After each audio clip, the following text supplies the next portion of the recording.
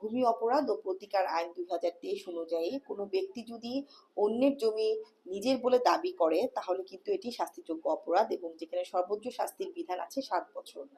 আমাদের দেশে অনেকেই আছেন আসল যে মালিক সে জমিতে থাকে না, বা দেখা যায় সে বাইরে আছে, সেখানে একটা খালি জমি পড়ে আছে, জাস্ট বাউন্ডারি দেওয়া আছে, এরকম কিন্তু অনেকে এসে দখল করে নেয়। পাশে যে থাকে সেও দখল করতে পারে, বা এলাকা মোটামুটি প্রভাবশালী এরকম অনেক লোকজন আছে যে সেই জমিটা দখল করে নিজের বলে দাবি করে।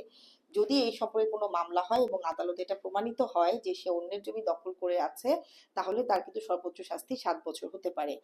আর অন্য কারো জমি কেউ ষড়যন্ত্র করে নিজের নামে লিখে নেয় বা নিজের নামে সেটা করে নেয়, তাহলে সেখানেও কিন্তু শাস্তির বিধান আছে, যেখানে সর্বোচ্চ শাস্তি 2 বছর পর্যন্ত হতে পারে। আর এরকম কোনো অপরাধে কেউ যদি সাহায্য করে সে কিন্তু এই একই শাস্তির যোগ্য, তারও একই শাস্তি হতে পারে।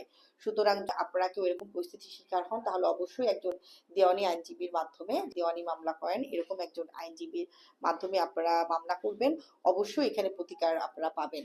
আর একটা কথা বলে রাখি, আমাদের দেশে অনেকেরই অভিযোগ আছে দেওয়ানি মামলা করতে গেলে, বিশেষ করে সিভিল মামলার ক্ষেত্রে কিন্তু সময় সাপেক্ষ একটি ব্যাপার।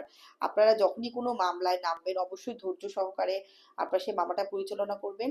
কেউ হতাশ হবার কিছু নেই। আমাদের দেশে দেখা যায় যে আপনার কাগজপত্র যদি সঠিক থাকে অবশ্যই আপনার নামে কিন্তু সেই রায়টা আসবে, কিন্তু অনেকের ধৈর্য থাকে না, বা অনেকে দেখা যায় আইনজীবী পরিবর্তন করতে থাকেন, এরকম বিভিন্ন বিষয়ের কারণে কিন্তু দেখা যায় সেই মামলাটা হয়তোবা খারিজ হয়ে যাচ্ছে, একতরফা কোনো ডিক্রি দিয়ে দিচ্ছে আদালত, এরকম পরিস্থিতি হয়। সুতরাং আপনারা ধৈর্য সহকারে কোনো জমির মামলা করতে আসলে আপনারা সেই ধৈর্যটা রাখবেন, পেশেন্সের সাথে কিন্তু অবশ্যই আপনারা সেটা ভালো বা সঠিক একটি কিন্তু আপনারা রায় পাবেন।